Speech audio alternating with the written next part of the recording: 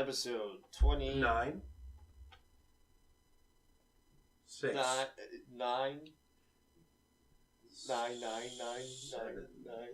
is. I don't. I think it was 28. Was it 28? It might have been 28. I don't know. What did we say in our pre-production shit show? It's the episode after the last episode. We have the usual Ryan here, if you didn't know that already, and we have new Ryan here. New Ryan. Me. And to Tim's credit, he didn't even actually gesture toward new Ryan. He gestured toward all of the empty liquor bottles to his left. It's a metaphor. Yeah. This is my life over here. Empty liquor bottles. If you have heard, there's a completely full bottle of sour mix and no other bottles with anything else in it. I see that this is all trash.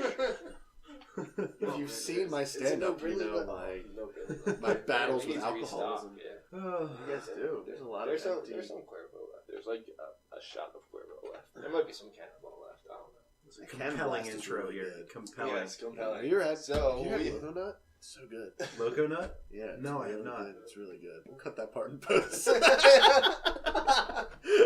We cut nothing in post. We make the awkward silences longer. That's what it is.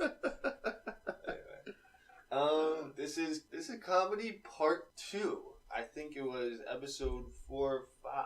It was definitely single digit. We did comedy. I wasn't there because I'm not actually funny. It wasn't. Wow. So this is comedy part 2, and this is our new format as well. So if you have already heard Sports Squad episode... Yes. Which you should, listener. We know you're out there, all one of you. Yeah. It's going to be like my dad. Yeah. My dad would love the show. Yeah. So yeah, new format. We're going to split it into thirds. First section is, I haven't named it yet, but basically getting it off our chest. We've had a few episodes that are just like the airing of the grievances. Yeah. And I mean, I don't want to, that's a Seinfeld. I want to directly steal Seinfeld's phrase. Fair enough. But we're yes. just kind of distilling that pure piss and vinegar episode, distilling that and just doing a brief opening. Just going to do a brief opening for everybody. It has nothing to do with the topic at hand. It's just something that's been bothering us. Middle part will be this discussion topic, and then we'll see what the end brings. How about that? So my little thing is about Twitter. I love Twitter. I think Twitter is a lot of fun. Can be a lot of fun, I should say. A lot of stuff goes on. But I think that what mainly bothers me is when some no-name person has a tweet, right? And random people are liking it and retweeting it, and it's showing up on my timeline. It has like 100,000 retweets, 200,000 likes, all this stuff. So I'm like, oh, who is this person? I click on the profile. Every other tweet is like 8 likes, 10 likes, you know? And I'm like, obviously something happened here where the system worked in your favor. You either cheated it or bots or something, and it's just one tweet, and everybody's retweeting it and this and that, and then this person goes viral, and then it's like, well, their account they're unverified, so it's not like they have a lot of people. If it was someone famous, you know, then I'd be like, okay, like they could have 200,000 retweets or something.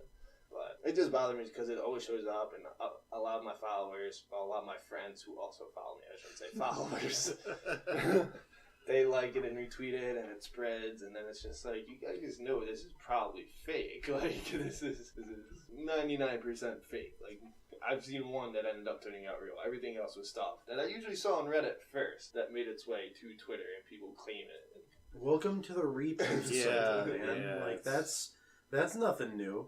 Twitter I never said it had Twitter to be didn't new, Ryan. invent shitty reposts. It did. Reddit did that. There's a guy. Reddit had reposts within Reddit, and then once it's been reposted in Reddit 4 times, right? Once Reddit has seen its 4th repost is when it goes out to become a normie meme. You can actually go to the R meme economy, and they'll tell you to buy and sell on what memes might go normie. You sell when it becomes mainstream, but you buy when it's new and weird and nobody's heard of it yet. In the meme economy, once it hits its 4th repost, it's going to hit Facebook, it's going to hit Twitter, it's going to be worthless. See, I feel like... And you'll never find it funny again. In that regard, though... I love the idea of a meme economy. That's an actual subreddit, r/meme economy. Really? Yeah, it's a real thing. Jeez, I gotta get on this Reddit thing. I only use Reddit for baseball streams, because if you... Yeah, they have like a list of every single... Yeah. So like anytime that I want to watch the Orioles on my phone, I'm just like, right here. Also the crazy stats. The sports. Yeah. NFL had so many. Now that baseball season's back, there's going to be even more. Oh, yeah, for sure. But, yeah. What do you mean about crazy stats? Just like oddly specific stats. Yeah. Or like crazy. Mainly, in NFL, it's mainly about Blake Bortles.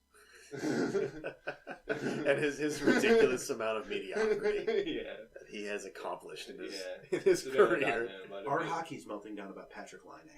They have a copy pasta about Patrick Laine right now. Oh, copy pasta. It's so good. I don't know what any of those words were. Nor the Why hockey are you player. here, New Ryan? I'm here. I don't know. WrestleMania. You hooked me. Yeah.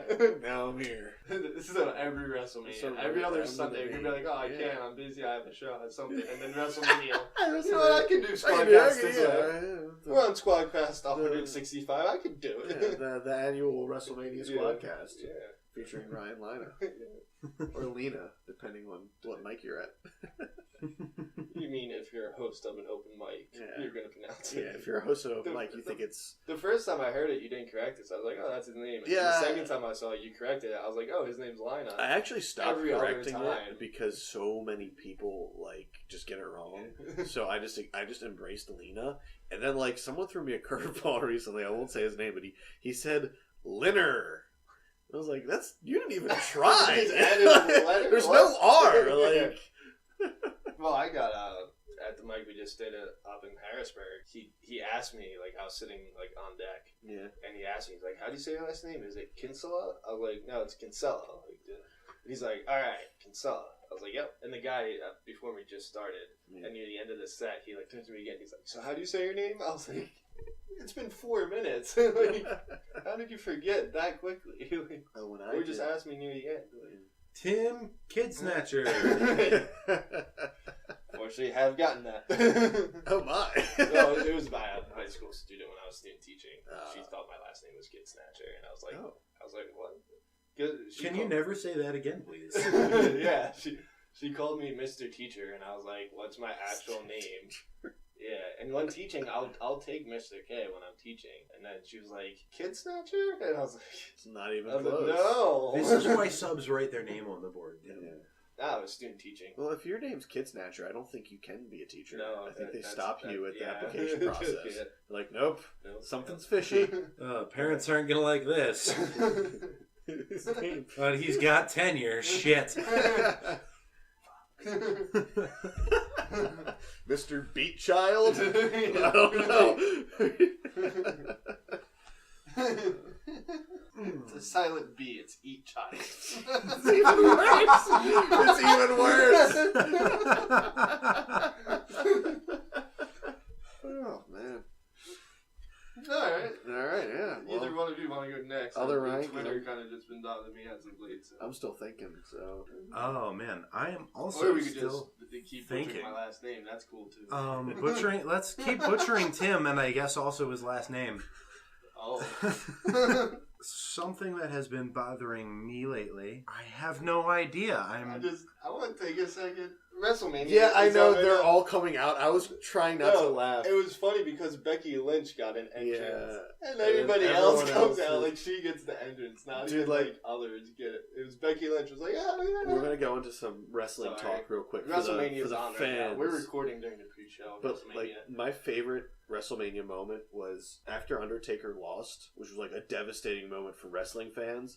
They just had a 8 Diva Battle Royal. And it was just it was literally the worst thing that has ever happened in wrestling. Roll out the Divas! Anyway, back to what? We'll get back to those. Being completely... This might be a little wrestling heavy. There's going to be a little wrestling heavy. I'm a wrestling fan. So. Yeah, we are. I wear a Roddy WrestleMania after this recording. I wear a Roddy Piper shirt on stage like 90% of my performances. So it's a great shirt. I'm wearing it now. Yeah. I was actually going to ask, was this from the movie Hot Rod, or is this a wrestling reference? No, it's a wrestling. Hence the WWE logo underneath. It's WWE authentic. Yeah, I got this from the shop. Gotcha. Shop.com. We're selling them buy one, get one half off. What was the other Bailey one? gets an entrance too. I'm a Paul Heyman guy. Okay. Yeah. That's a solid one. That's a real solid one. Yeah, that's a good one. Yeah. You should get who's ever hosted an open mic or show, get you to introduce you like Paul Heyman. That would be great. My client, Ryan. Lina. Oh, it's not Lesnar. Liner. Linear? Lick 'em. What are you doing? It's not even close. Anyway. Ryan Lockman. Where did you get all of those extra? Like, what? Lockhart. What are you doing? All right. Anyway. Yeah. Anyway, what you are angry about? Oh, man. I feel like you have this. It needs to be this extreme anger we're getting at.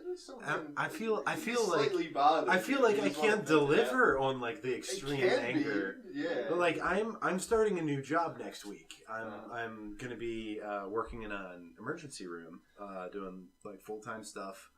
I'm not going to be actually like saving lives or anything. Like after the actual medical professionals are done saving your life or the life of whoever it is you love, right? I'm going to be the guy who like meekly peeks his head in afterward and asks you for money. And I'm going to get a career out of this. They are going to overpay the hell out of me because it's going to be so soul crushing and I am terrified. But I'm really worried because I'm like going to be one of 3 men on the 50-person team I'm going to be on, and I'm going to be the only guy under the age of 50 on that team. So I don't exactly know what to expect, but like every person I've talked to about it has given me like a different like perspective on it. Like I talked to a guy who works in ER security at GBMC. I've worked like I talked to somebody who works or who's like sister's an ER nurse. And they all tell you different shit, and it's funny. Because it's like, if the doddering old person, the security guy tells me, if the doddering old person asks you for something, like, do it for them. They always have candy. Like, and then, like, the guy whose sister's a registered nurse, he's like, look, I'm not saying that you should go out for drinks every night after work, but, like, invest in some alcohol. And I was like, damn. Like, yikes. So are you working in an ER or are you being a teacher? Because we also do that alcohol thing. No, I'm definitely going into an ER. I am in no way qualified to shape the minds of youth. I'm no way qualified to shape the minds of the youths. Youths. The youths. As much as I despise them. I despise them on the grade that most of the teachers I've had over the course of my life. Like, I despise children about as much as most of my teachers did. But I feel like there's more that are, like, required as far as qualifications go. But, you know, I've had some crappy teachers, too. Yeah. So, I mean, maybe I should try my luck. Maybe I'll get tenure and change my name to Eat Child.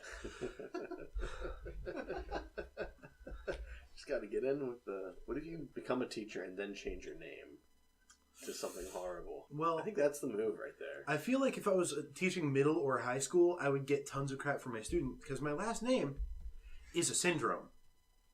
My last name is Downs. Oh. Yeah. So when I was in middle kids school, are cruel. When I was in middle school, I had to deal with some crap. They're honest. They're a little bit too honest. They're not. They need nice to learn how to be people. polite. No, Those little bastards. John Mulaney said it best. Children are awful. He has feminine hips. That's a great joke. No, kids aren't. They are. That's what we were talking students. Can I talk about just kids being dicks? I feel like we're going in a good direction here. Okay, yeah. All right. I was telling you the story I won't say like, he's probably gonna listen to this. I won't say the family member's name, but like, there's a little kid who was at my Easter, and he was like, "Why is Ryan so fat?" And it broke my heart.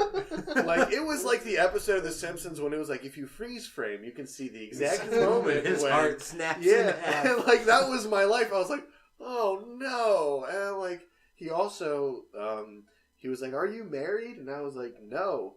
And he was like, "That's so sad." And I was like, I'm very sensitive about both of those things. And you like zoned in on it like a fucking cruise missile. Like damn, immediate and total destruction of my self-esteem. Yeah, and they were like, people are like, "Oh, kids are so funny. They're sassy." I'm like, no, they're jerks. Like, you can't do that. You think they're funny and sassy because they haven't turned on you yet. Yeah, like, just wait until that kid's calling you fat, and then, find whatever you're sensitive about. What I'm saying is kids are not sassy and funny. They're just mean, cruel things, and they need to be stopped. They need to be stopped. Right now. Oh my God. I'm not saying anything drastic. I'm just saying, like, I don't know, discipline. Don't let them do that. Like, if your kid says something mean to me, this is horrible. I should be allowed to say something mean back. We need Trump to open up those libel laws like he said he was going to. I need to sue. I live on the street with the elementary school. Like, I just need to start suing some children. Like, I feel like somebody's family's got to be loaded enough to settle out of court. I'm not even saying, like, suing. I'm saying, like, I should just be able to, like, say something really mean back to them. I mean, no one's going to infringe on your First Amendment rights, but they're going to they'll definitely be like, "Oh, you're an asshole." Yeah, they're going to be like, "Wow, what a jerk." Like, he just told that kid. I'm not, like, I've been invited to do roast battles, and, like, every time I'm like, "No, thank you," because I can't think of anything mean to say. Like, if you've ever, like, met me for 3 seconds, you're like, "Oh, he's such a fun, happy guy." And I really am a fun, happy guy 98% of my life until a little kid calls me fat. And that's, like, the one time when I'm very upset with myself, and I could probably think of something to come up with. It's just like I've spent my entire life preparing for this. Come on, the golden opening. Like, maybe he won't have a second comeback. I know. He only has one. His brain is not as developed as mine yet. That's science. Oh, there we go. Hey, I got my rant out of the way. I think that went well. I think so. They need to be stopped. Kids need to be stopped. Yep. We have to do something about them. Just saying. I think we should just put up a poster in every elementary school that just says "Talk shit, get hit." Like, you're not like allowed to like carry around a dodgeball or something. Oh yes. Like, and then kids like, "You're fat," and I just nail him in the head. Like, why the second kid would not say that. I'm just saying. Why do you think got into phys ed? He's like a whale on him. Yeah. That kid called me fat. I hit him in the face with a dodgeball. Yeah. That was the last time he made fun of me. He said I was unfit and that I dominated him on the field of battle. Blocking him basketball. They'll never take my throne. Yeah, like you are in a good spot because you always win at every game at gym. Absolutely. Every little kid who tries to score, and you're like, "No, get out of here, kid!" Like, meat sauce. Although to be honest, like I would probably lose to most kids in like any sport. Some kids end up like, especially older kids. You're like, "Oh shit, you're good." Yeah. I can beat you in chess. My brain's more developed. I can see 3 moves ahead. I'm like, you. Yeah, take my pawn. See what happens. Don't talk shit during chess. That'll be weird. That'd be great. I would so want to watch that. Like, just be like, was it? Oh god, what was that guy's name? The American chess player, the only one, Bobby Fischer and Gary Kasparov. Just like the only one. They're all two. Russian, all of them. Yeah, I mean, Bobby Fischer and Gary Kasparov. Just the two of them, and maybe the IBM chess machine Deep Blue. Like, can we teach that machine to talk smack? I would love to see that. Like that kid. Like if that machine was analyzing how to talk smack, it would watch little children. Oh, absolutely. And find like it would study the way little kids insult people, and it would be like, this is how I do it. Let's get our copyright going. Yeah, so I like this. I like where this is going. We're going to so be our only listener doesn't steal this idea. Yeah, get out of here. Patent pending. There was an episode of Mike Tyson Mysteries That's a show? Yes. What? Wait a minute. It is an animated Scooby-Doo style ripoff series made on Adult Swim, literally starring Mike Tyson as Mike Tyson. With the French ghost who haunts his mansion, his adoptive Asian daughter, and Norm Macdonald as a talking pigeon. And that's like everything I've ever wanted in a TV show. It's not bad. There's an episode where Deep Blue has a rematch versus Gary Kasparov, and Pigeon discovers that it's actually Bobby Fischer's brain is Deep Blue. This show is so ridiculous. I enjoy it. There was an episode in which Mike Tyson accidentally beat up both both Elon Musk and the guy who is like battling him for like biggest, richest, like Smart super guy. tool. Oh god, the guy who runs Verizon. Oh, yeah. The guy who's like having the private space race with Elon Musk. And I love how there's a private space race going on. Kind of just right shows now. the disparagement of economics in this like country. NASA can't even do anything anymore. And so we got two guys private sector, who's like privately funding their own space race. When they like launch that missile into space, I hope that there's a like slideshow of all the starving children we could have fed with this rocket. Like, here's all the people, but instead. Oh no! They play those Children in America ads. Yeah. They used to play all the time. It's like 1 in 8 children in America are malnourished or starving, and like But that instead plays we across launched the this entire rocket. view screen, and it's just like, duh, like these are your ads before lunch, sponsored by Feeding America. Just like $1 a day can help feed 10 children. This rocket costs $35 billion. We probably could have ended world hunger, but you instead, asshole. But America. Fuck yeah! It's not even for America. It's like Elon Musk. Fuck yeah! Flying to space to save a motherfucking day, yeah. Elon Musk, fuck yeah. I'm gonna sell you a flamethrower, yeah.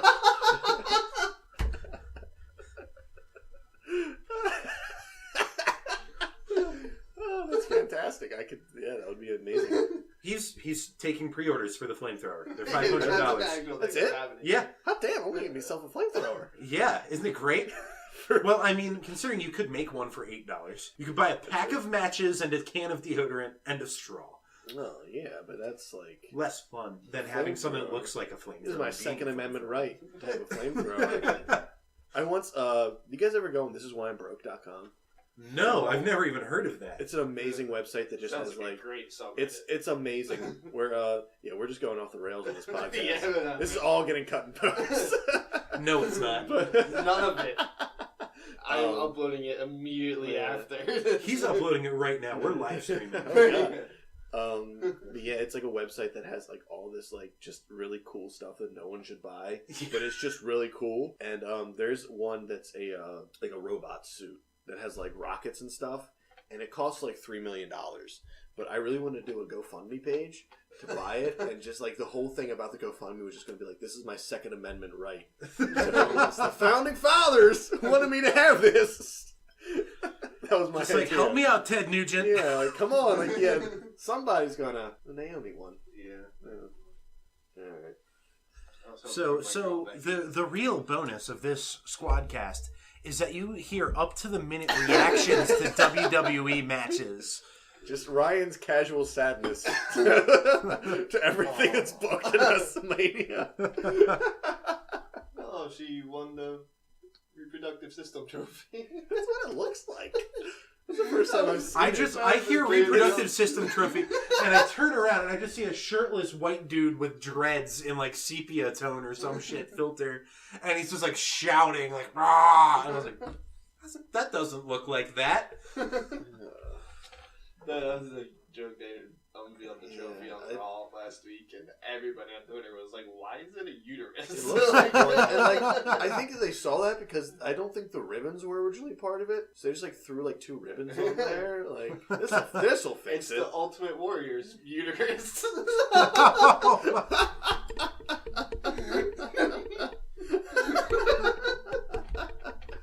Oh my! R.I.P. This is a very quality episode. And for not having Robbie, who is usually in these episodes. Robbie is more of a killing him softly kind of guy. So we just start laughing and dying, and our listeners have no idea what's happening, and we have to explain it. And that kind of takes some of the value away. This is to fill you in, Ryan. This is don't know anything. This is we've discussed getting a camera to like actually have video to this, but at the same time we're like, do we though, or do we just keep the mystery of what's going on? I like the mystery of the audio podcast. Like, so anyway. Just the mystery of Robbie Giggles. Robbie Giggles. We just found out his porn name. Robbie Giggles. That's porn that I'd watch for the plot. Do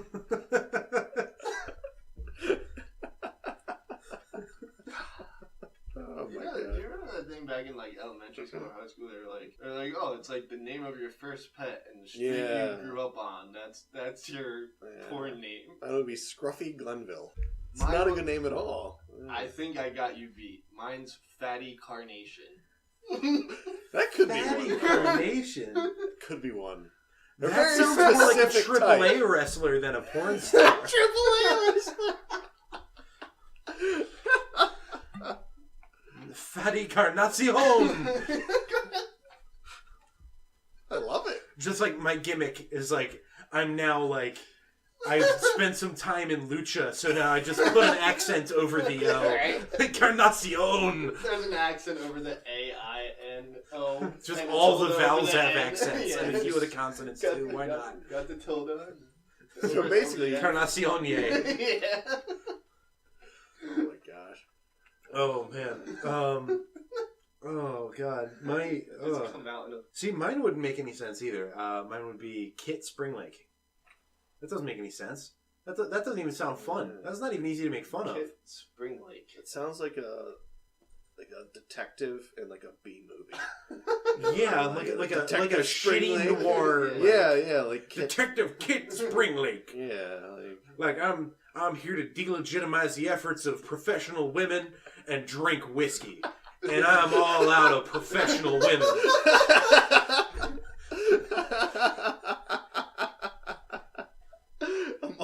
Professional women, they all quit. They found better jobs because it's the 21st century. They found jobs with respect. Okay, I need to plug one of my favorite YouTube guys right now, called Vidiots. They are hilarious. They just started their channel. They were on What Culture. Oh, okay. There's a couple guys from What Culture. Oh, you were talking about this the other night, weren't you? Yeah. And now it's just kind of like a gaming, but they just like shit around. It's not an actual gaming. It's like a parody of gaming channels. So they're doing this series where they play Skyrim and they have to make a zoo in Skyrim. What? And they start from scratch. You know, you have to build the character and find stuff. But then they have this like building that they own, and they have to find animals in the wild and then bring it back and start like a zoo in the Skyrim world. It's a lot funnier when you watch it. No, that sounds ridiculous. It's so ridiculous. The video they released today was so funny.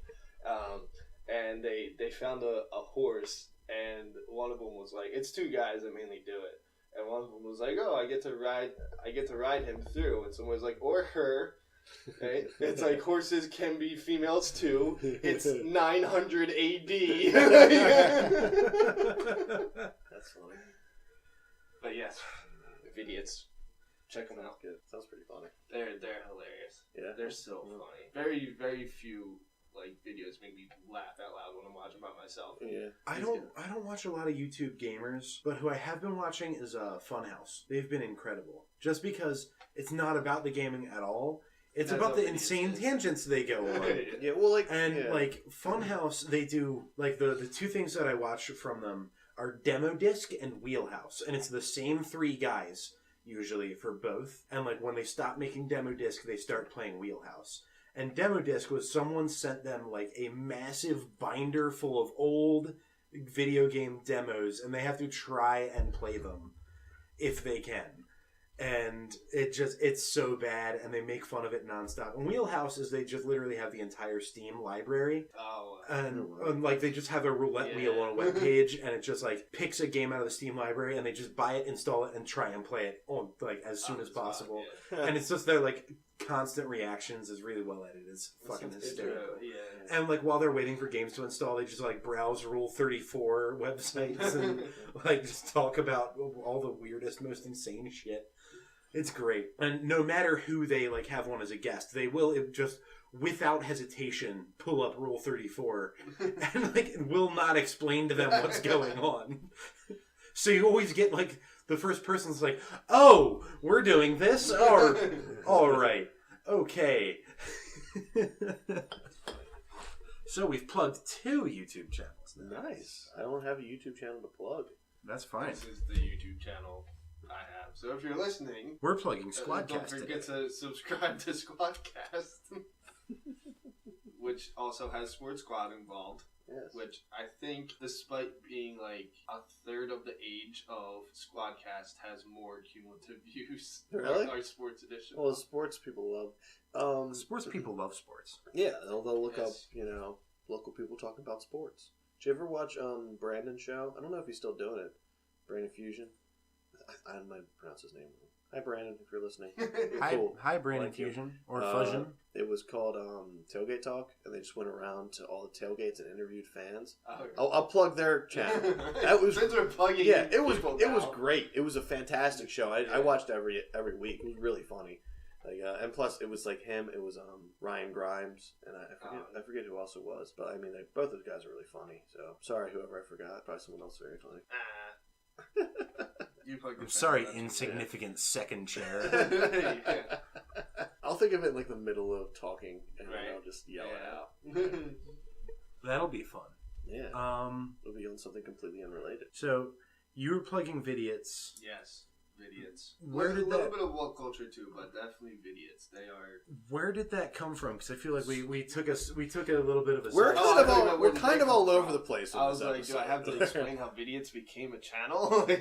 No, like our conversations. I feel like there was something I wanted to say. Something about gender, and that triggered my mind about the video they just released today about Skyrim. We were talking about your name. Ryan? We were talking about poor names. Yeah. Oh, Kit Springleg. Yeah. Yes. Kit Springleg, yeah. Kit okay. Springleg. And then you made the joke about not having any more women. Yeah. Right. Okay. So that's and that is a magnificent train of thought. I've got to say, like, we worked our way back. Perfect. There'll be a lot of editing. Can't do any editing. There will be no editing. Oh, there's 3 seconds of silence. Delete. That's all I got. Well, let's keep everything else. I hope you enjoyed the ride. Everything else I edit. Pulling back the curtain here, like sometimes I leave the silences in because usually it's me. Sometimes Robbie will say something just completely stupid, and then there's just 6 seconds of silence, and then usually Ryan will chip in with like, "What?" Like we were talking on the last episode, we were talking about restaurants, and I didn't know which one he was talking about. He was like, "The one that serves breakfast, like near my place of work," and I was like, it was silence for like 3 seconds, and Ryan goes, "Iron Rooster." Just trying to be slightly vague. Not trying to give people too much information about like where I live, where I work. Like, God, he doesn't work. He doesn't live or work at the Iron Rooster. But no, I was just trying to be like, because I was like, I already let off with like it's in the shopping center where I work, and I don't want one of our possibly up to 6 viewers. Hey, my dad's going to subscribe after this. 7 viewers. Maybe 8 if he decides to listen to this. Probably won't. I don't listen to anything. I've talked to previous guests on this, and they'll be like, I didn't even listen to my own episode. I was like, well, thanks for the advertisement. I mean, I'm going to plug it. But I hate the sound of my voice. Oh, I do too. It's a struggle. Like editing your own voice. Yeah, I mean, like, it's like I want to cut 20 minutes out of this episode. Yeah. Can I just get reaction sounds like of someone else, or can I just pay someone else to just redub over my voice?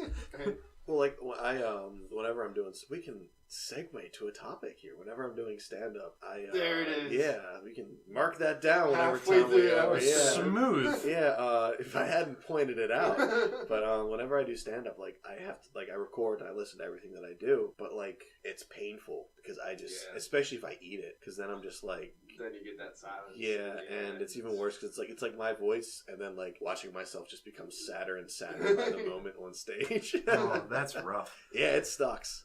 It sucks. Well, what do you usually do? Like get prepared for a set? Do you well, any I'm glad you asked. pre-show ritual? No one's talking to you, Kid Snatcher. So.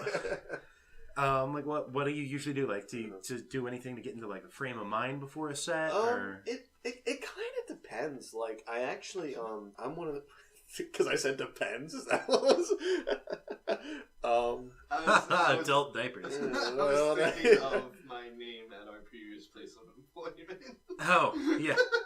Okay. Anyway, I'll explain later. So you're not totally out. All right, I got you. But no, it depends. I tend to like I'm one of those people. I go over my set the night before, and like I kind of try to, which I don't like. I'm trying to get myself out of doing it because everyone tells me that it's better to just come out because I'm always afraid that I'm going to come off too mechanical.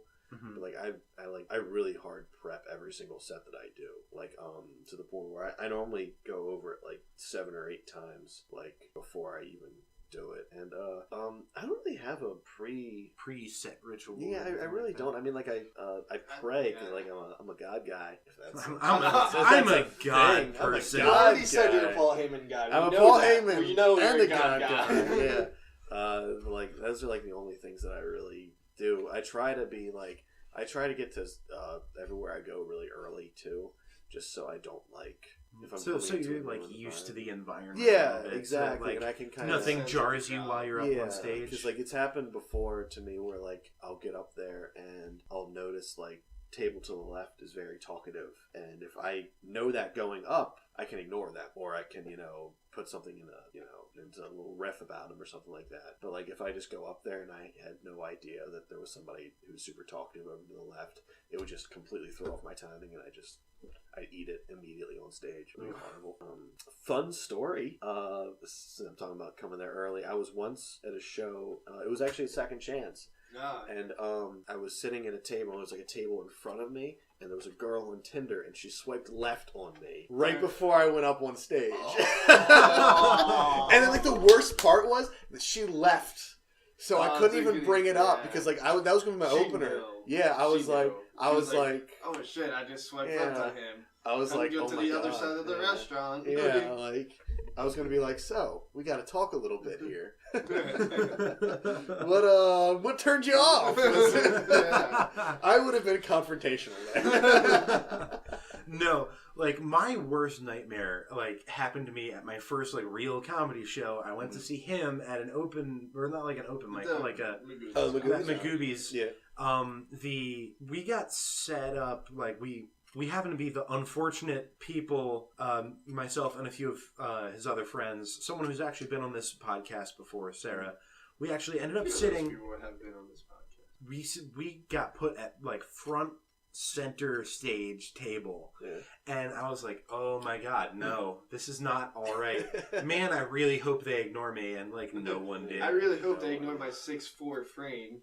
Yeah, that would be real helpful. If I could just like be like 7 inches shorter, that would be awesome.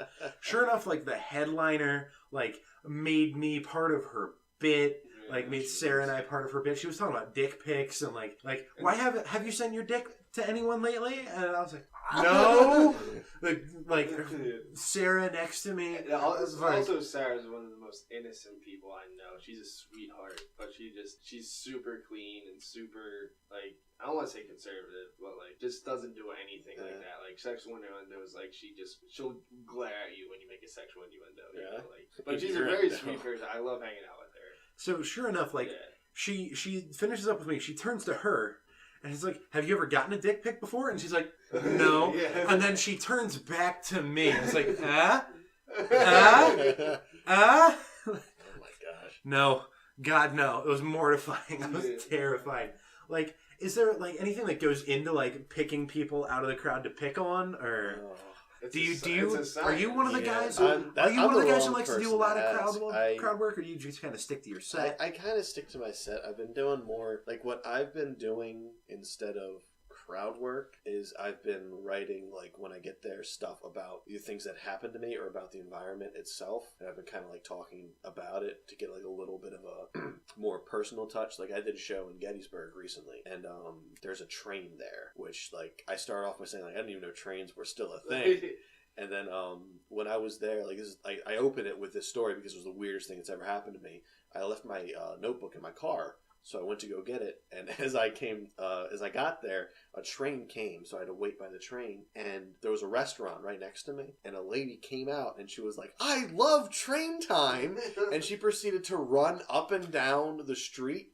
Trying to dressed as a leprechaun, by the way. Oh. I should include that. Trying to bring people into the restaurant. So, like, I was like, well, I have to start my set off with that. Was it at least, like, near St. Patrick's Day? It was, I think it was, like, the day before St. Patrick's Day. Okay, I guess the leprechaun get-up is less insane. This was, like, in September. Yeah. That would have been perfect. If it was like, oh, this was like, an August set, and there's just a person dressed as a leprechaun, like, yelling at people, like, get off the train to get a drink at, it was... I don't know if Mr. Top Hat Jones's bar. It was in Gettysburg, and there's only 4 restaurants in Gettysburg, so you can Google it. I don't want to plug them because I don't want. They'll find you. Yeah, I'm afraid they'll find me. Like, one of our listeners happens to be like a super fan of that restaurant. Happens to be that leprechaun. What are the odds? She has like Google searches turned on. And it's anytime that somebody mentions a leprechaun in Gettysburg, it pops up on her notifications. It's like, I knew it! And then I get sued. That son of a bitch! But yeah, no, I tried to do like, because I can't really do crowd work very well, because like, I don't know, I'm like. Yeah. Well, off stage, like, I'm not. Like, I'm funny, but you have to know me before I get really funny. And, like... I don't know, I've been laughing pretty good tonight. Yeah, but it's because I have Tim. You know, so, like, yeah, if there's somebody I know, I can be really funny. But, like, if I don't know you, I'm kind of, like, awkward and just, like, quirky, I guess. So, like...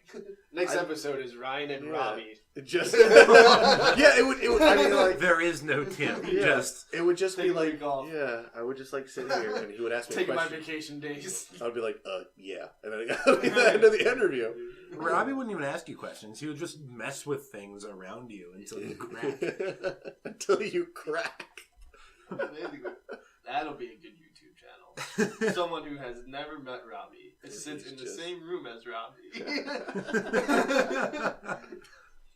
Let's see how long it takes for them. Oh my gosh. To finally figure out what's going on. Yeah.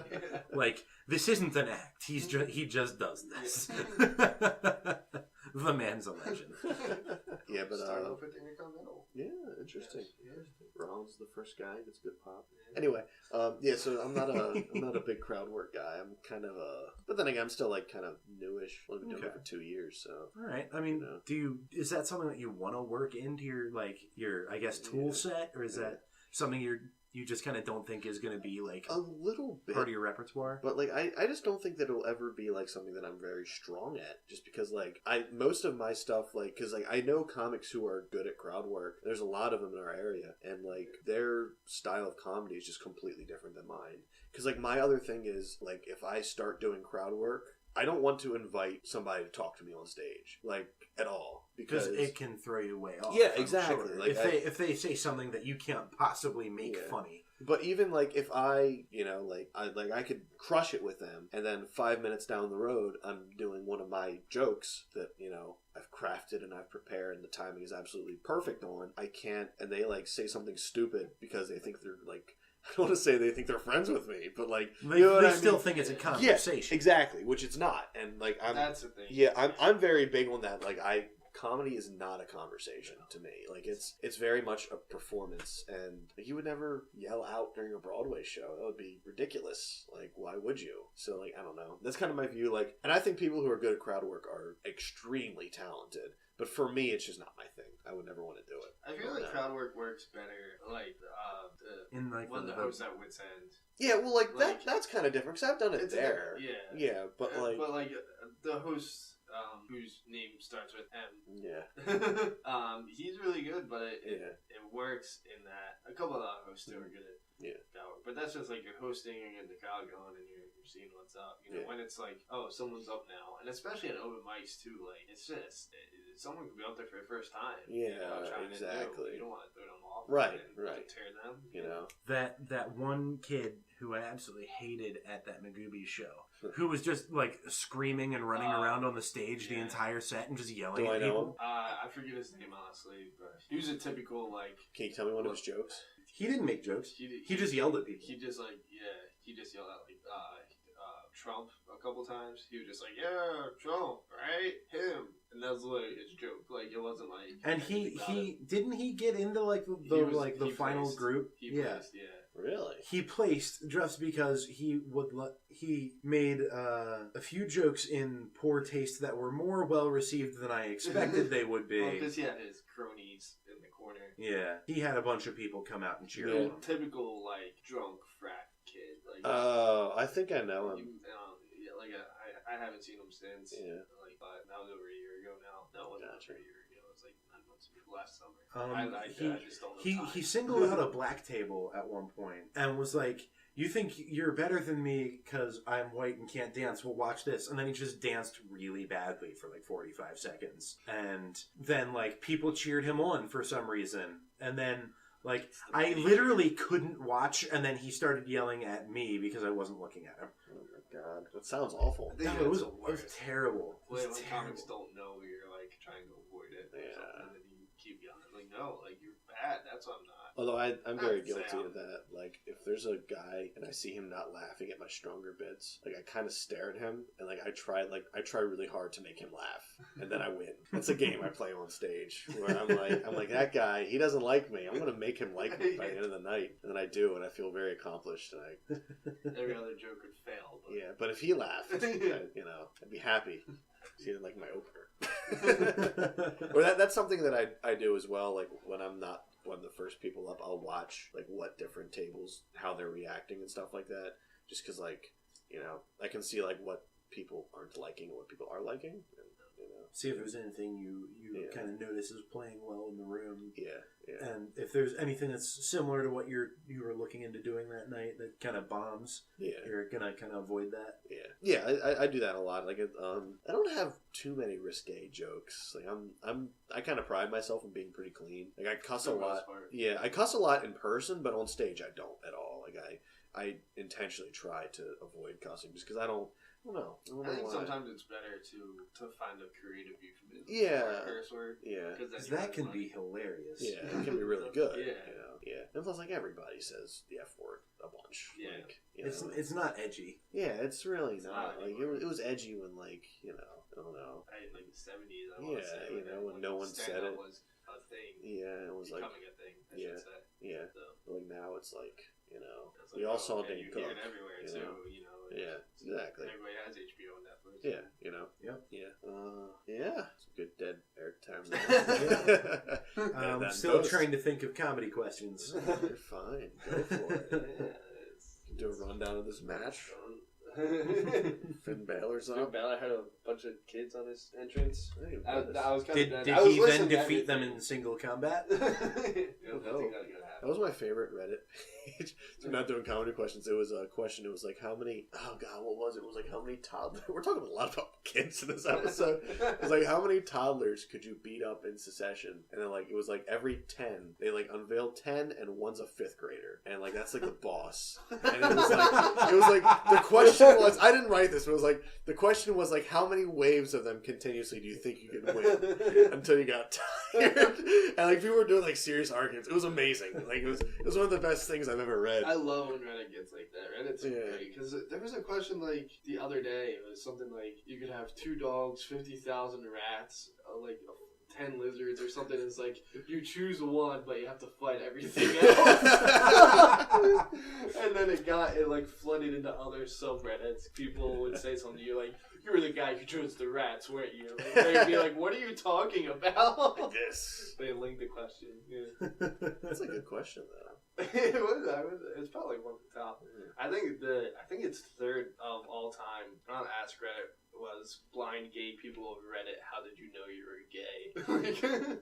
That's amazing. Yeah.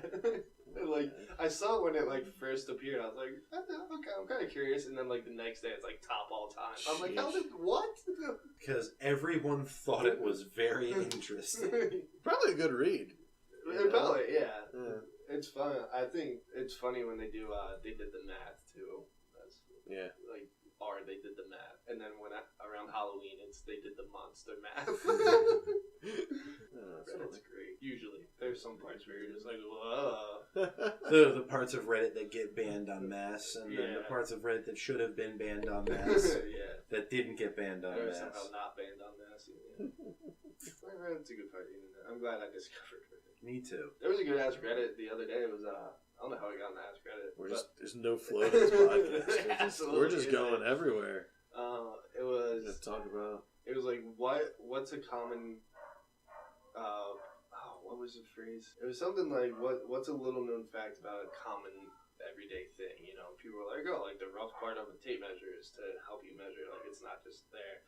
And somebody said on Androids, if you click the Windows button, you know, when you bring up all your windows, if you click it twice, it brings you back to the last app you were in. Really? Yeah. That's cool. That was literally everybody's response. It was like, holy shit, you're right. It's this cool. whole thing. Yeah. So, fun fact, if you have an Android, you can do that. If you're on Reddit and then you get back to something else and you click it, you'll get back to this podcast. Right? Yeah. Except you can't listen to it with other windows open because YouTube app. YouTube Red. Hey, unless you're paying for that sweet YouTube. My friend actually. Well, if you're paying and listening to us, we're not getting any of that money. So don't Yet. get YouTube Red. Yet. Not yet. I've looked into monetizing this. You know. Wouldn't we be available on like YouTube Music? Maybe. I don't know how YouTube Music works. It's like half the cost of YouTube Red, and you can listen to videos while the app is like minimized. That's it. It's just non-viewable video. No. That's all. I think I'm going to talk to my people before monetizing and see exactly how it works. I don't know. Yeah, but comedy, Comedy. Do we have any usually other, pretty funny. Yeah. Do we have any other comedy questions? From the audience? From the audience? Live stream? Oh, we have a question here on Twitter from @KitSpringLake. I'm going to rejoin Twitter with that. That's happening. Please do. It's a good idea. It's a great name. But then you only follow certain people. You know, like how Deadpool only follows Hello Kitty. That's awesome. Yeah. I'll only follow actors who are male leads in like Noir Detective and Sqwadcast. Yeah. Oh, of course. I have a Twitter too that I don't use. It's very bad. I don't use any of my social media. I'm horrible at promoting. I joined Twitter in 2000. When did Twitter come out? 10, 11? I joined Twitter in 2012. I used it in high school and I graduated 2010. Okay, you used it in high school. So, then maybe I joined it in 2010. 08, 09? Well, I joined it while I was in college. Like early when I was in college. I tweeted exactly one time. Followed a shit ton of people. Got way too many emails. Yeah. And just blocked it on my email and never dealt with it for 7 years. And until now, when you change your name. Last month, I finally deactivated the account. Yeah. And like I was like, well, that's something I'm never gonna have to worry about again. And now you dragged me back in, you sons of bitches. Killer name, Kit Springlake. I had a Twitter that I didn't like. I deleted it and then I brought back one for comedy that I don't use. But I had one that I didn't use before that, and when I did, like, I would kind of use it a little bit, and then my one friend never used it. So what I would do was like randomly at 12 a.m. I would just put "let's post hateful things too," and I would tag that guy, and I would just like rail random insults that made no sense, like stuff from like Monty Python where it was like, "Your mother smelt of elderberries." And it would just be like, what the hell's going on? Great. Fun fact about that is actual insults they used. Really? Back in the day. Smelling like elderberries, you smell like wine and you're an alcoholic.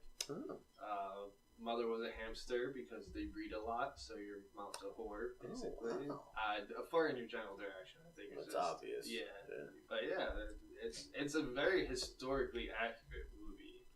Surprising. To a somewhat upsetting degree. Yeah, like they did the research. My junior year of high school, we read the Arthurian Legends, and then we ended that unit by watching the Holy Grail. Really? Yeah, and he's like, if you notice, like these crosses are the same as showing up in the legends, like the original legends. That's pretty cool. And like they make sure like they're historically quote unquote accurate. Yeah, Huh. they know what they're doing, Mighty Python. Well, you know, they are Monty Python. They're coming to Netflix. Are they? Yeah. Oh, cool. They got a deal or something where every Mighty Python is going to be on Netflix. It's going to be dope. That's cool. I'll actually watch one of them.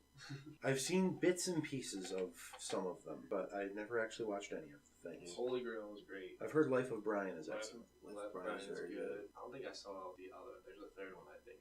Yeah, I know the one you're talking about, and I can't remember it. It's very good. Like and then Meaning of Life. Meaning of Life. Yeah, Meaning of Life is really good. Yeah, it's very good. And then Tell you what, I do Flying have Circus as well. Some great skits from Flying Circus. Since we're talking about a famous comedy troupe, well, what's as a comedy question, like, what do you like look up to? Like, what do you enjoy in comedy? Like, what do you like? John Mulaney. John Mulaney. Oh, 100%. We've talked. We about were talking about crowd work. So like, he has this magnificently awkward crowd work that shouldn't be as hilarious as it is. He's not insulting anyone. Yeah, he's just like at the show we were at, he's like, "What do you do?" There was a woman when he came to Baltimore last year, and there was a woman in the front row, and he was like, "Oh, what do you do?" And she like nervously laughed and didn't answer, and he's like, "Oh, like I'm not like I'm not doing anything. Like, I just want to know." I just want to know. Yeah, John Mulaney is definitely one of my favorite comedians. I see, like everybody always asks me who my influences are. I think it's a common question because like anytime you're a comedian, people will ask you that just because even if you're not good. Well, I mean, maybe not even like influences per se, but I mean like other like comedians you enjoy, or like did you happen to like see something like that made you say like I want to do that? The one that made me say I want to do that is probably Mike Birbiglia, just because like so many comics that like because like I was always a massive fan of Greg Giraldo, rest in peace. And I think he's to me one of the best comedians to ever exist. I think everything that he touched, even the stuff that wasn't successful, was wildly hilarious. But like Mike Birbiglia was the first one that I watched, and it was just like this guy who was just like is very like it was like me, how I feel most of the time, just incredibly socially awkward and weird stuff happens to all the time, and he was able to completely turn that into something that was funny, which is ironic because like my stuff is nothing like Mike Birbiglia. That's what I was at talking all. about. Yeah, like. But that was the first guy who I watched, and I was like, okay, I could do that. And then, which, I mean, he's fantastic. But, like, my stuff is kind of similar to, I'm nowhere near as good as Giraldo. Like, don't put that in my mouth, but what I'm saying is, like, stylistically, I think I'm fairly similar to where it's like it's kind of a combination of storytelling and observational, which I love. I think observational is the coolest thing, 'cause it's, like, stuff you don't really think about. Bring it to the complete forefront. It's cool. Okay. Yeah. Like, is that like something you kind of live by? Like, you just try and put a funny spin on like everything, or it's just kind of like you think about it later and like, I guess it is kind of funny if you think about it like that. Well, I write a joke a day, but when I say I write a joke, I mean like I think of something that makes go, huh, and then I write that down, and then later when I'm developing a set, I'll like look at it and I was like, that's really stupid, and then I'm like, that's dumb, and then like, but like some of the stuff that are like just little like ideas, and I just completely expand on them. So it's like anything that I think like I like sometimes they're not good. Like today I wrote this and it's just fresh in my mind. I said the vending machine in my work for whatever reason only gives change back in nickels. Like that's it, just nickels. And I'm like, we're a multi-billion-dollar company, we can't afford quarters. And like I like. And like when I expand on that, I'll be like, maybe my work's just being petty. Like, screw that guy, give him nickels. Only nickels for that guy. I don't know, like that's how. So like I'll take like something that's really small and then just really blow it up and really like kind of analyze it and poke as much fun as I possibly can at it until nothing is left. That's kind of my joke writing process. Well, I was actually thinking of asking you about your process, and then you answered the question. Yeah, well, that's kind of it. Like, yeah. And then like I do a lot of like where I we can cut all of this dead air time of me just thinking and stumbling over my words. What's your process like? Words, mouth, things, expressions. I laugh at little things, and then I make them funny things later. Yeah, exactly. Like I look at things that are really stupid, and then like I completely blow them up. Like one of my personal favorite bits, and I hate talking about bits that I like, but like it started off with me writing because it started. You'll recognize it because you heard me tell it 1,000 times. But the way I originally wrote it was the most annoying thing about Facebook used to be Candy Crush notifications. And now it's signing in and finding out people are racist. And, like, I completely changed that joke. Because, like, that's a little thing where it's like, you know, like, Candy Crush used to be annoying. Like, Facebook used to be a little annoying. And now it's really annoying. And I kind of just expanded that. And I made the whole thing like, well, now the worst thing is, like, sign in and go, crap. Turns out my aunt's racist. And, like, I added, like, a little stupid thing. Because, like, I thought one day, I was at Thanksgiving. And somebody was like, we'll have the white meat. I was like, yeah, you would want the white meat. That's one that always gets a really good laugh. Is like, so like it's like something stupid as me thinking like racist for wanting white meat, and I expand on it and I turn into the joke of like that's me. I want to give you credit on the thing you pulled the other night. I won't say your joke, but when we were in Pennsylvania. Oh, okay, yeah. In Harrisburg, and he changed Wawa to Sheets. To appease the crowd. Yeah, because I have a bit, and that's actually like a true story because like I don't date very often, and my mom like really wants me to date a lot more. And there was actually a time when one of my sister's friends was over and she worked at Wawa, and she was like, "Ooh, Ryan loves Wawa," and I was like, "That's the stupidest thing to ever try to set me up for." So I turned that entire thing into a bit. And like I realized recently that if I change Wawa to whatever is the local fun thing, if you run a set in Florida, it's Publix. Publix. You like Publix? That's a good ring to it. She works at In-N-Out. You like In-N-Out. I can idea of just stitching like a commentary in a baseball video game, like home run by Rodriguez. Or when you play WWE video games and they don't. You have to give it a nickname because they don't pronounce your actual name. That was a great play by Superstar. What a finisher. What a finisher. My mom's the same way though. Yeah. Especially like last summer, she would just inquire about anyone. I just mentioned a girl's name. Oh, it happens now for me all the time. Like, has she seen anyone? I'm like, that wasn't the point of the story at all. I have a lot of like friends who are girls. I'm kind of like you, where you said you're the only male in the profession that you're in. That's always been my life. It's like it's just me, and then like I'm normally the only guy on the entire staff. So like I naturally just am really like. I have a lot of friends who are girls. And my mom's like, "Ooh, you're such a ladies' man." And I'm like, not even close. I just can. Seth Rollins won. Yeah. Sweet. One with the stomp, not the curb stomp. Just the stomp. Just the stomp, like a Pokemon move. Yeah. It's stomp. Yeah, but it's super effective. Stomp. Yeah. Glad they brought that back, by the way. Yeah. If we're talking about wrestling again. Well, WrestleMania's on. Like, we can't not. I'm also a huge wrestling nerd, too. So yeah. You see Dan's status today? Yeah. Shots fired. Yeah. I wanted to mess with him. I feel personally insulted by this. Yeah, I was like, oh, man. Like, but I can do that. But I do both. I have no idea who this man is and can't react. Dan Marcy Caper? You should know who he is. He's incredible. He's helped me. He hit the stomp on to the other guy and then hit it again. The guy that was hit. That was cool. If you don't know wrestling, you have no idea what's going on. So I'll say it. He stomped on a man. Finn Balor hit this coup de grace on Miz, went for the pin, then Seth Rollins hit the stomp on Finn Balor, which landed on the Miz during the pin, and then Seth Rollins hit the stomp on to the Miz to win the Intercontinental Championship. And it was cool. Speaking of Dan, I have to say, we were talking about him a second ago. I'm trying to steer us back to comedy a little bit. Speaking of Dan, kind of talking he's about. He's been on before. So yeah, he's an incredible comedian, a great guy. He's kind of the guy who put me like, I don't want to say like, he helped me take the next step of being a actually funny comedian, because he was the guy who told me like, you want every joke to be less than 20 seconds.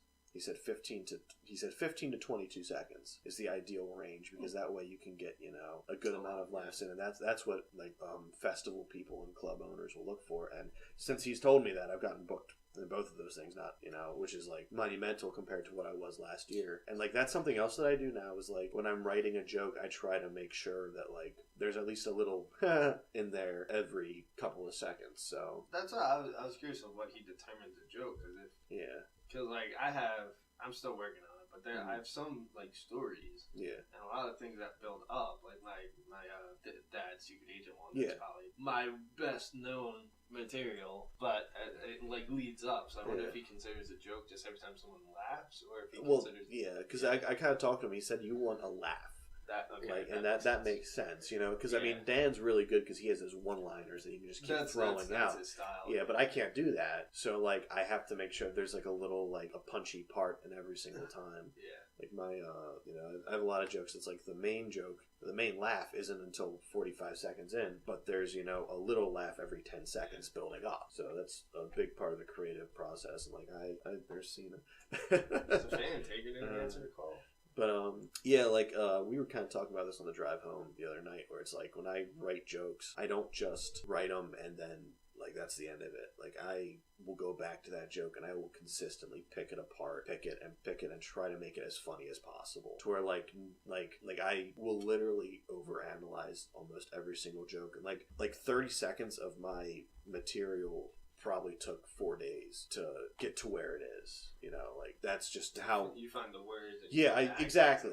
It's a lot of and it doesn't look as mechanic as I think it does sometimes. Sometimes it does look a little, but a lot of the times it looks like I'm just haha. But the truth is that I know every single piece and where it's going. Yeah, I always found that interesting about comedy because music, you can do it, but you can ad lib or solos or stuff. So even if it's the same set, it's not quite. Yeah, comedy, it's so built and comedy. And you say it so often, you almost start to get bored with it because you know where everything is, how everything works, like you were saying. Yeah. And then, but you have to realize, I've started to do that too. I'm just these people are hearing it for the first time. Exactly, yeah. And that's something that I had a lot of problems with when I was first starting. Was I wasn't good when I started, but I wasn't terrible. Mm-hmm. And I noticed that I tried to do a new set every week. I tried to do a new five.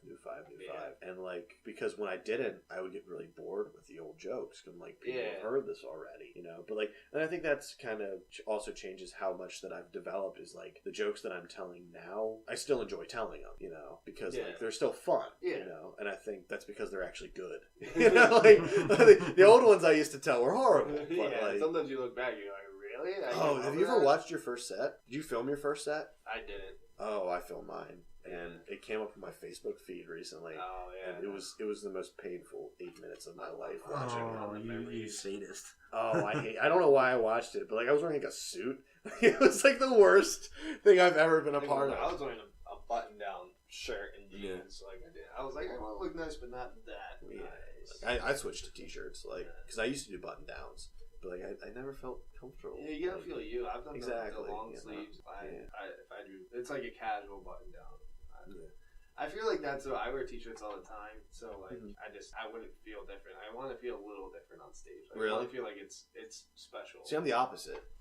I want it to be you're just hanging out with me and know me on stage. But once again, it's not a conversation. So it's weird. You know me. Yeah, you know me, but I'm better than you because I'm on stage. Not really, but you know what I mean. You know me, and we're friends, but don't talk to me. I'm the guy at the center of a party.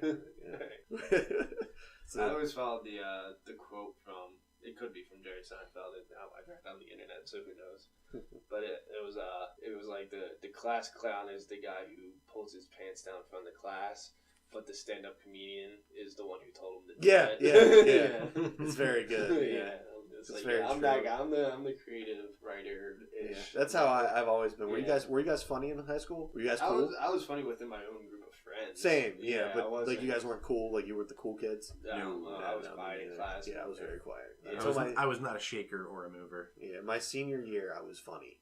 So you were a steadier? No, I mostly was just very, very silent in the back of class. Yeah. Didn't look or talk to anyone. That was me. But like my friends knew I was funny, and like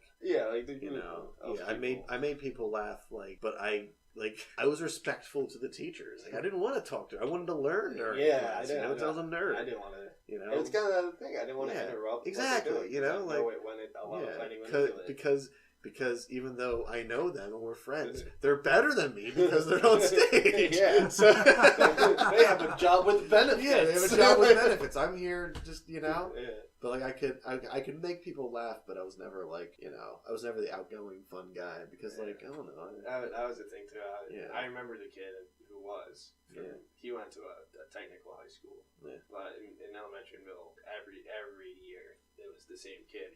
For sure. Yeah. Yeah, and there was a group of 6 or 7 people. Yeah, but then he went to like a technical school. Yeah. So he didn't go to the same high school as me. Oh, okay. I don't think so. I don't remember the school. Yeah. But I remember. I said I was really close with my music teacher because I was a band geek. Yeah. And there was one liner I said. It was for some reason in the band room next to the office, like his office, the teacher's office, there was a door that opened, but it was just a full length mirror. Yeah. Like, it didn't lead to anywhere. It was just a mirror. Right? And one day we were chatting. He was in a really good mood, and he was saying all his one-liners and stuff. And I was changing from gym back into my clothes. I was running late, so I just went straight to the thing. And I was like adjusting anything, and he said something. He's like, "Oh, you're gonna open that and go into a different dimension?" And I was like, "Yeah, watch it be Narnia behind this door." And then he laughed, and it was like I was a junior in high school, so I was like, "Oh, I just made a teacher laugh." Like yeah. Remember the first time you made somebody laugh? I don't remember the exact first time. Like the first time, like it stuck out to you, like I did that. I think when I was younger, I used to do this thing. It sounds really stupid. I used to bite into lemons and then over exaggerate the sourness of the lemons, and my parents would always crack up. And if I was with like family friends, and my mom would always be like, "Do the lemon thing." And I was like, okay, like I can only do it so often. Like this is really sour. This joke is old. Yeah. At a young age, I knew. And you were a comedy snob even at a young age. Where you would like, Then I've moved on to limes. Limes are the future of entertainment. I know what I'm good at. All right. I'm going to master my craft. I'm gonna be meticulous. 2 minutes of me biting a lime is like 4 days of hard work. You don't understand, Mom. And where to it's bite all about it. The timing. Yeah, you gotta know how long to make the face. Yeah, I did high school. I started writing editorials for my paper. Yeah, and like I just started like that was the first time I actually started like comedically writing. Yeah, was I would just like write jokes, and I did I called it the Animaniacs technique because entrance. Wow, cool man, big masks. Yeah, all right. Anyway, I've never seen this, so they weren't even there. They were just CG masks. I think they're CGI. Yeah, that was dumb. All right. Anyway, everybody there is just like, oh, what's going on? Everybody at home's like, oh, yeah, that's awesome. That's another YouTube channel. I want to get a non-wrestling fan and watch a pay-per-view. Oh my god. No backstory, no anything. That's a good idea. Just every pay-per-view, just bring someone else in and be like, okay, we're watching this. I like it. I like it. Watch them like... Yeah, watch like, who's, what's going on? Especially NXT. NXT would be crazy. All the like Velveteen Dream is just. I made my friend watch. Did you ever watch Shawn Michaels versus Hulk Hogan at SummerSlam? Oh yeah. Yeah, I made my friend watch that because it's hysterical. It's one of the funniest matches of all time. And I made the story behind it. Yeah, it's hilarious. I'm not gonna go in because we're already. Are we? Yeah. We have to do a lot of editing. Ah. Anyway, tangent over. Animaniacs technique. What I would do is I'd write a joke that like if I thought it was like a borderline joke, like I was like, oh man, the editor might not want this in. I would write something that was just really obscene and ridiculous that I know they would cut, so that one would seem less bad. That was my brilliant, like, because Animaniacs used to, and I think that's like that's smartest thing. Because that was my favorite show when I was a kid, was Animaniacs, and like. I thought that was the smartest thing ever when I found out about that. Is they would literally like they were like, oh, this is there's no way they're going to get that in. Yeah. So like we'll put something ridiculous here, and like the other stuff won't seem so bad. Yeah, exactly. Right. And then sometimes like that first part gets in, and you're just like, oh no, what have I done? Like, there's a great Animaniacs joke where they're like on a cruise ship and they're like detectives. their kids bring look food. for prints. Yeah, look for prints. Yeah, fingerprints. No thanks. Oh yeah, it's great. And that was. I think Syke did a similar joke too. Really? We're looking for prints, and he's like, "Oh, did you find a little red Corvette?" Yeah. Did Syke steal Animaniacs jokes? Might have.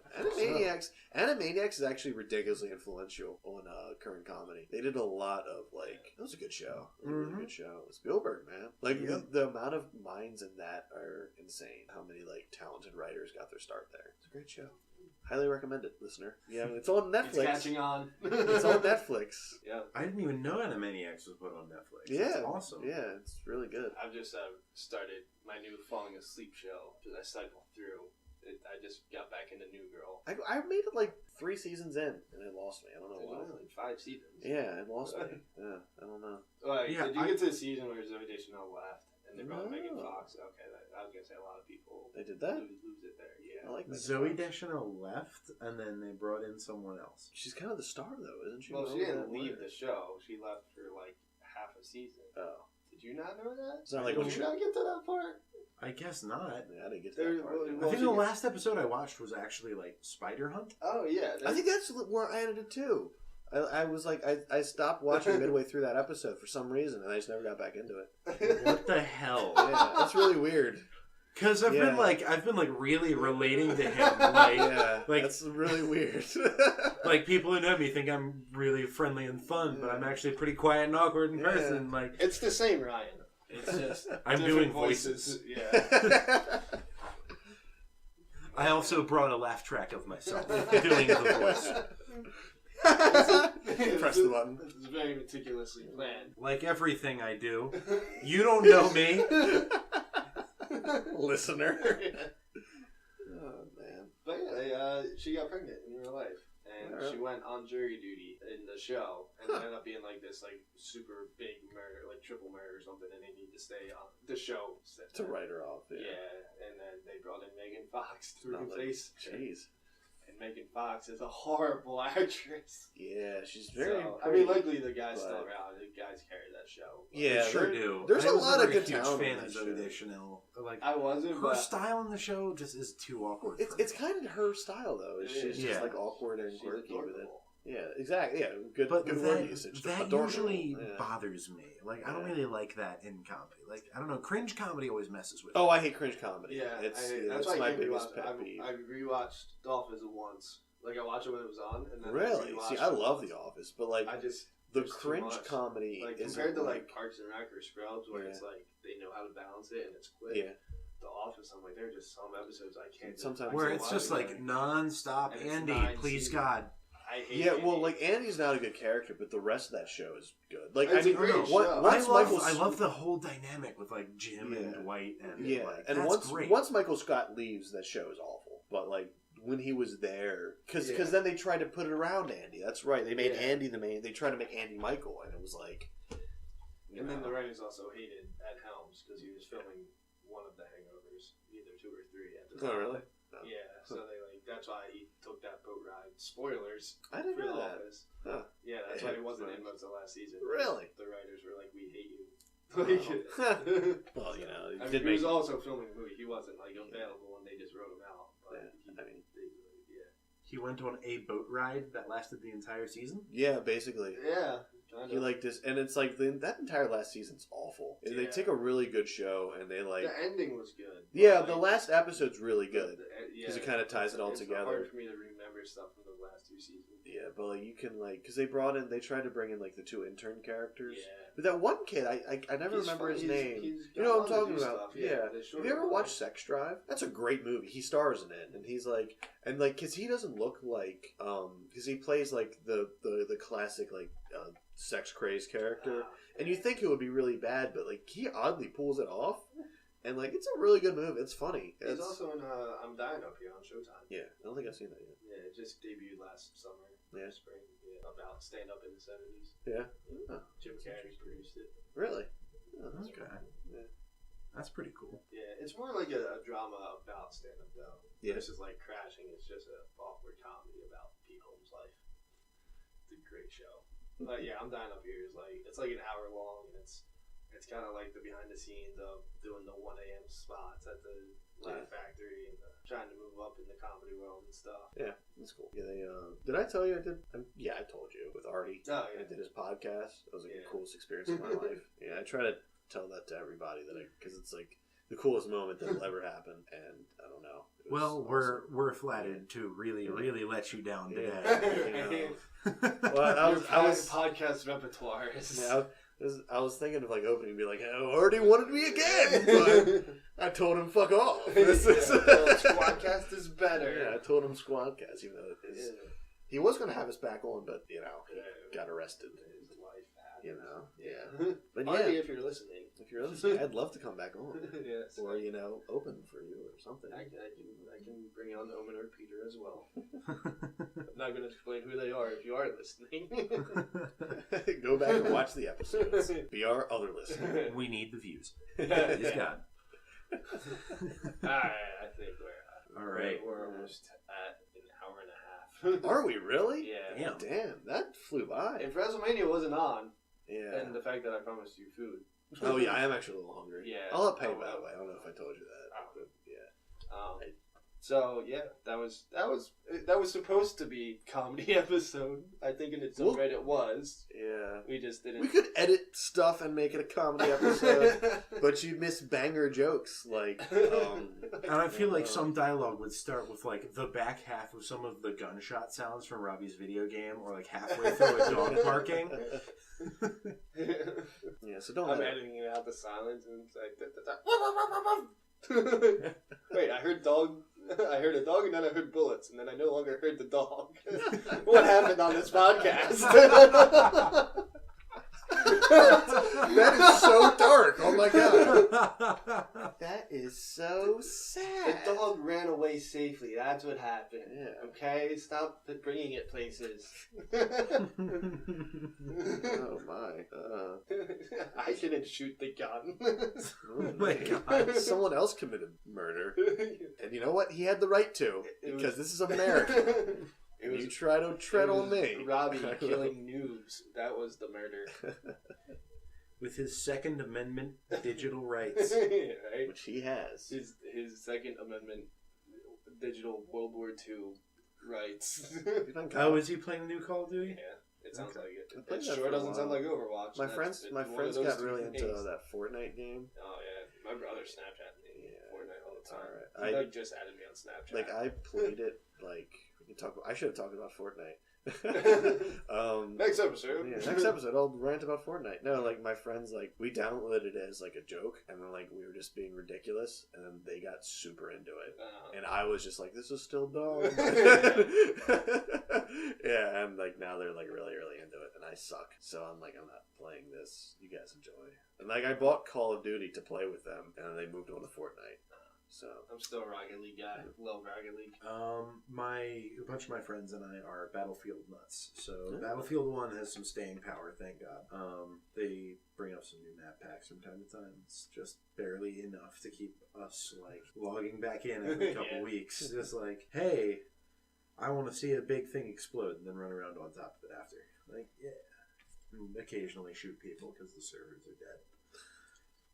Well, I recently completed all the stunt jumps in GTA 5. Ooh, wow, that's So dedication. proud of you. Oh my god, that was hours. Spring break. Oh my god, it's been nice to have that much free time. Oh, you have 10 days off from work. Gosh. In my new job, I'm going to have a weekend off once every 2 weeks. It's going to be nice. Cool. When Ryan was talking, Asuka superplexed Charlotte off the apron onto the floor. I was watching it. Great. Asuka wins this, right? Oh, absolutely. The streak's not that. The streak old. doesn't end here. Yeah. She's like Watch Asuka go like 21-0. Oh my god, could you imagine? Just never loses. WrestleMania 55 still faces then, Brock Lesnar. Yeah, I was gonna say she loses to like it would be like Nia Jax. Oh, yeah. It's just it would be someone is. Nah, it'd probably be. I don't know. I was gonna say Rousey, but she's already in there. Paige, Who's an up and comer who is forced to retire.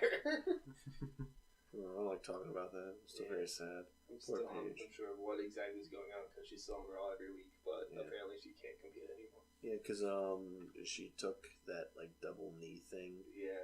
That what's her face does. Sasha did. Yeah. Peeking behind the wall. We should have ended the podcast.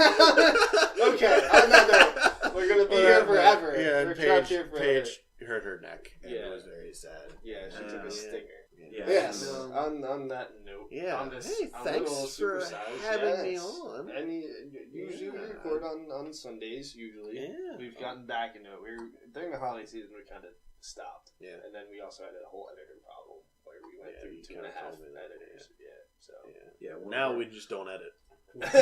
Yeah, now it's just raw. One of our editors was really short, and it was very unfortunate. That's where the half came from. Yeah, it was one, and then we did 17 of the episodes, and then another one started Sports Squad. He did the first 3 of Sports Squad, but then also stopped. And then another one, Jeff Cusick, who comedian friend, he lives far away. I emailed him. He's like, "It's just not working on my computer. My computer's shit." And I was like, "At least you told me and didn't just stop doing it." Sorry, throwing shade at previous editors. Yeah, fuck them. Clearly, they don't listen to the podcast either. Right. What's your top viewership? I'm just curious. Like 30? I think we might have hit 30. Nice. I think Sports Squad, one of Sports Squad's hit like between 25 and 30. Yeah, I think I had like 50 views on a YouTube video, and I was like, yes. Yeah. It's a great moment. Get there. That AdSense money. Yeah. You made like 15 cents. Exactly. I was like, that's where it's at right there. That's the good stuff. Yeah. All right, it's been me, Ryan, and Ryan. Thanks, guys. Thank you. It was fun. Yeah, always an open invite. Yeah, I'll be back. Never, I'll be back and we'll do an actual comedy podcast. yeah. I'll get actual comedians. I'll email people. Damn, man, that hurts. Well, I enjoyed the other Ryan interviewing. That was nice. Well, I've never really had like the sit down talk because he's not good. So I don't care about his process. Don't hit me with Omen.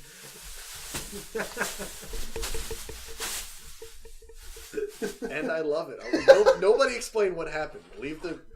No, absolutely. If not. you guys tune in next week, we'll tell you what happened there. Ryan said, "Please don't hit me with Omen," and then something happened. He said, "No, we won't." leave him. Gotta get a reason to come back. Listener, enjoy the mystery. Maybe we will tell you. Maybe we won't. But we won't. We might be. We might. Who knows? Better watch yourself, Ryan. All right. Might be put on the no nuzzle list. Say Sqwadcast out already, goddammit. Man, should we say anything else? No. Don't do drugs, kids. Do drugs, kids. Otherwise, you'll never succeed in comedy. Just ask Dennis Leary. Oh no. A final thought.